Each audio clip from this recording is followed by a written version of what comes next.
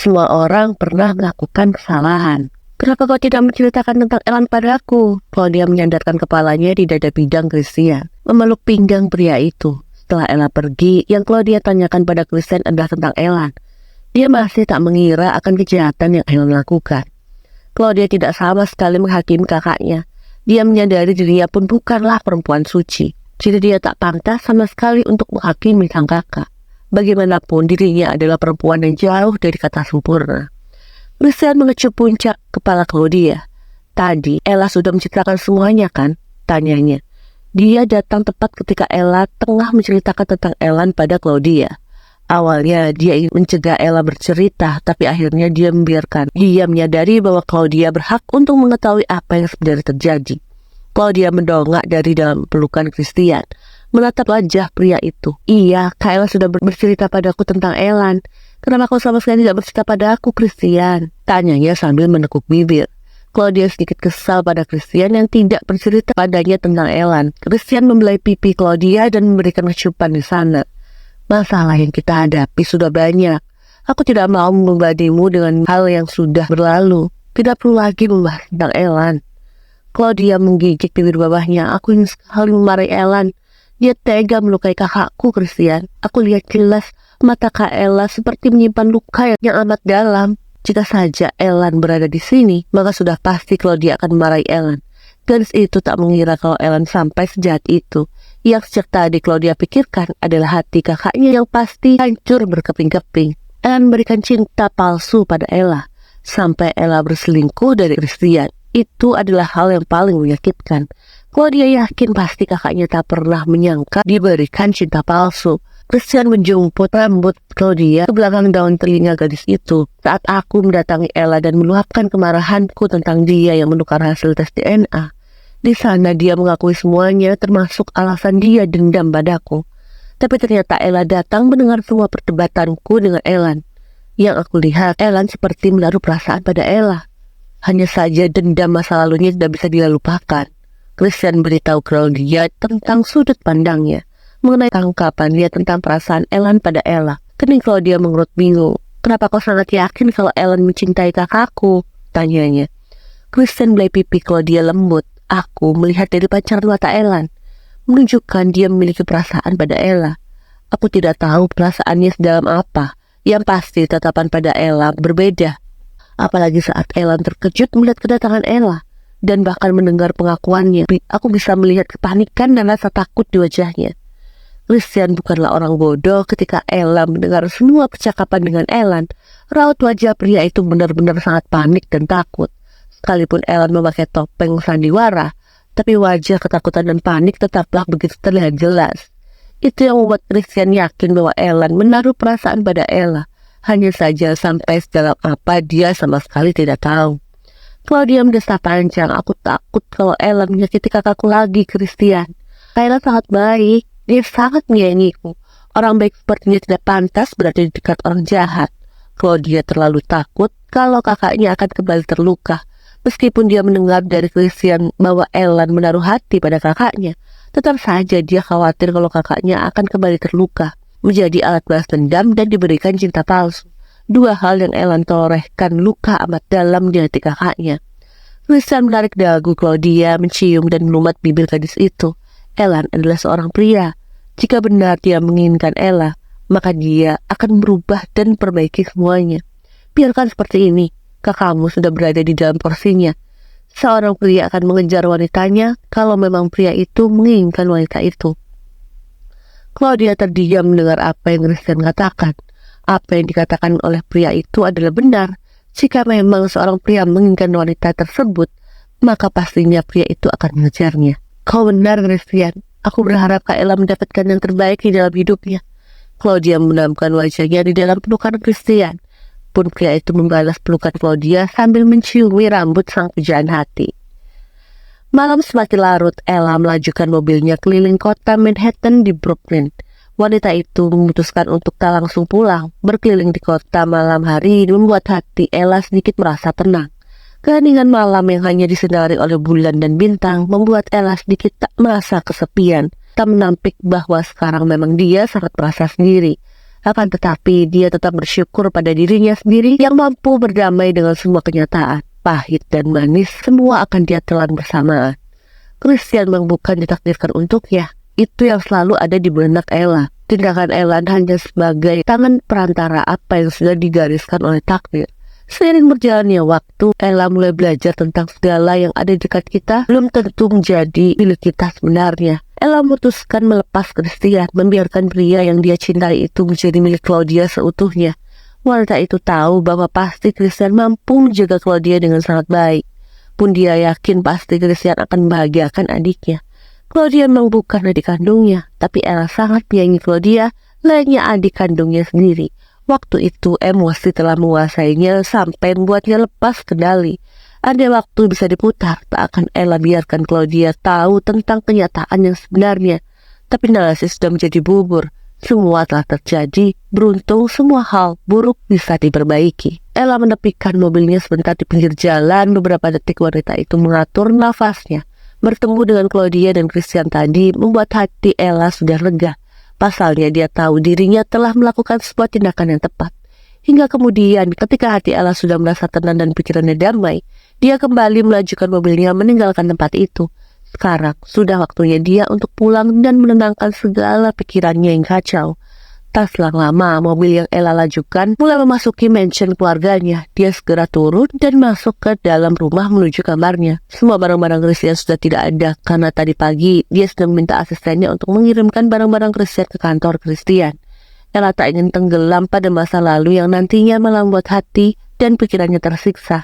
Yang dia pikirkan sekarang adalah move on dan menjalankan kehidupan seperti sedia kala tanpa mau memikirkan apa yang sudah berlalu. Di kamar, Ella melepaskan sepatu yang dia pakai dan meletakkan tasnya ke atas meja, serta menghidupkan saklar lampu guna menerangi kamarnya yang gelap gulita, persis seperti suasana hatinya. Tiba-tiba, dikala lampu sudah hidup, raut wajah Ella berubah terkejut dikala melihat Ella duduk di sofa kamarnya. Mata wanita itu melebar dan berkilat penuh emosi melihat pria yang paling dia benci tengah duduk di sofa kamarnya. "Kenapa kau ada di sini?" Nada bicara Ella tersirat penuh amarah ketika melihat Ellen. Sejak dia tahu segalanya, memang dirinya menghindari bertemu dengan pria brengsek itu. Ellen bangkit berdiri dari sofa, melangkah mendekat ke arah Ella. Namun wanita itu menghindar darinya. Tentu Ellen tak akan menyerah. Tepat dikala wanita itu menghindar, Ellen langsung melingkarkan tangannya di pinggang Ella. "Ellen, apa-apaan kau ini? Lepaskan aku." Ella memukul dada Ellen kuat. Dia berusaha berontak dari pelukan Ellen, tapi sayangnya semua sia-sia. Dia sama sekali tak bisa lepas dari jerat Ellen. Ellen tak mempedulikan penolakan Ella. Percuma saja, karena sekeras apapun Ella menolak, wanita itu tak akan pernah lepas dari jeratnya. "Kau bisa membangunkan kedua orang tuamu kalau kau berontak seperti ini, Ella," serunya memperingatkan. Seketika Ellen diam, tak lagi berontak dikala Ellen memberikan peringatan padanya. Tentu dia tak mau sampai kedua orang tuanya tahu kalau Ellen berada di kamarnya. Dengan penuh terpaksa, wanita itu tak lagi berontak. "Lepaskan aku!" geram Ella menahan amarah seraya menatap tajam Ellen.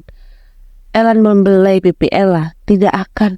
Aku tidak akan melepaskanmu, Sunshine." Ella tersenyum sinis. "Sudahi sandiwaramu. Semua sudah terbongkar. Kau tidak bisa lagi bersandiwara. Aku bukan boneka yang bisa kau jadikan permainanmu." Kemarahan begitu melingkupi diri Ella. Marah, emosi, dendam, semuanya melebur menjadi satu. Kalimat sayang yang Ella ucapkan seakan omong kosong belaka. Yang dia tancapkan dalam pikirannya adalah semua ucapan Ellen hanyalah kebohongan. Tak mungkin dia lupa perkataan Ellen yang mengatakan dirinya hanya dijadikan alat untuk membalas dendam. Perlahan pelukan Ellen terlepas ketika mendengar apa yang Ella ucapkan. Pria itu memejamkan mata singkat. Rasa bersalah melingkupi dirinya. "Aku tidak bermaksud menjadikan bonekaku, Ella. Aku mohon, kau mengertilah." "Apa yang harus aku mengerti? Semua ucapanmu aku dengar baik-baik di telingaku. Aku tidak mungkin lupa saat kau bilang aku dan Claudia menjadi alat untuk kau jadikan balas dendammu pada Christian. Ellen Hastings, rencanamu berhasil.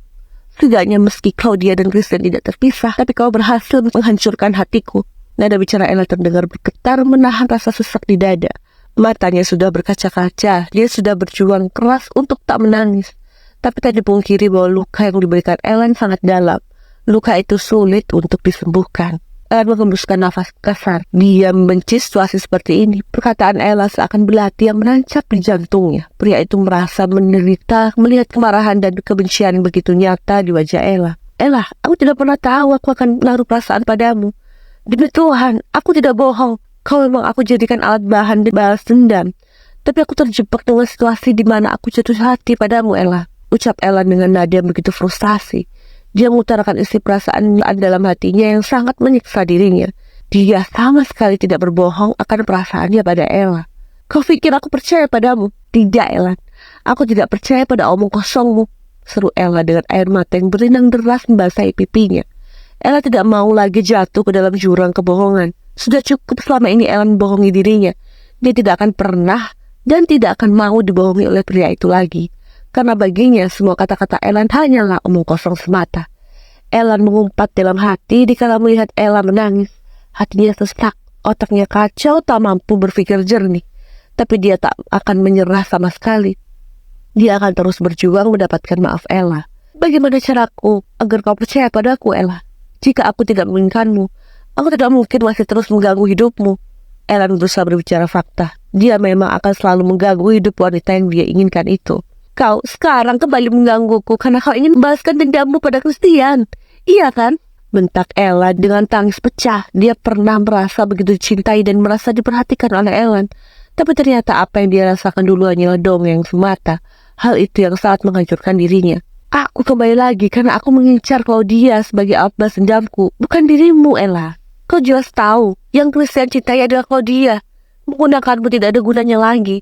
Sekarang jika aku mengejarmu, itu berarti aku sudah jatuh hati padamu, ucap Ella menahan amarahnya nyaris meledak. Ella terdiam mendengar apa yang Ellen katakan. Logikanya langsung jalan bahwa apa yang dikatakan Ellen adalah benar. Kembalinya pria itu untuk menjalankan target rencana baru, yaitu Claudia, bukan dirinya. Tapi tidak, Ella segera menepis pikirannya. Tidak ada hal baik dari sosok Ellen Hastings. Baginya tetap saja, pria itu adalah pria jahat yang pernah dia temui. Pergi dari hadapanku sekarang, Ellen. Percuma saja kau menjelaskan apapun. Karena bagiku kau tetap sama. Aku tidak akan pernah mungkin lupa. Kalau aku pernah kau jadikan alat untuk bisa kau balas dendam, ucap Ella dingin selain menyeka air matanya.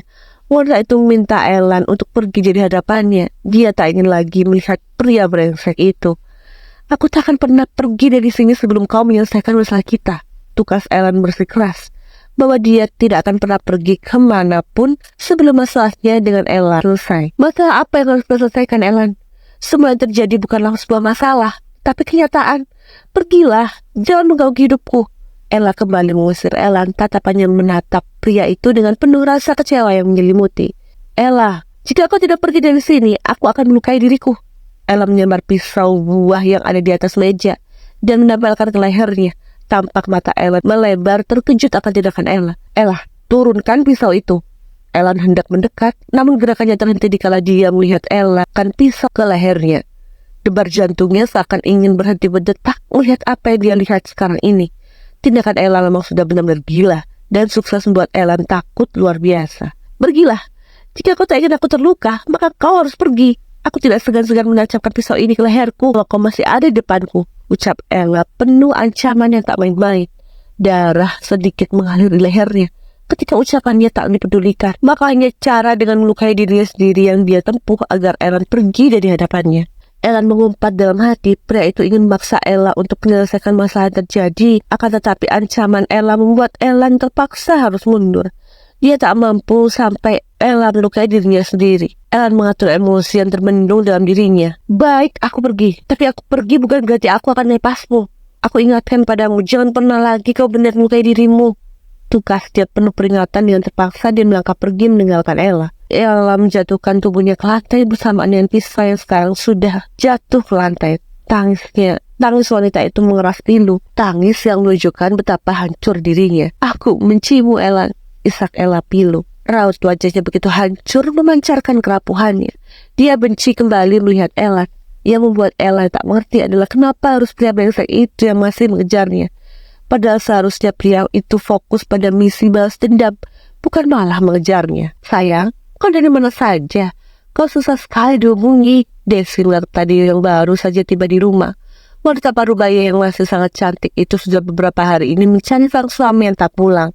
Dia sudah bertanya pada asisten suaminya, tapi asisten suaminya hanya menjawab bahwa sang suami sedang sibuk.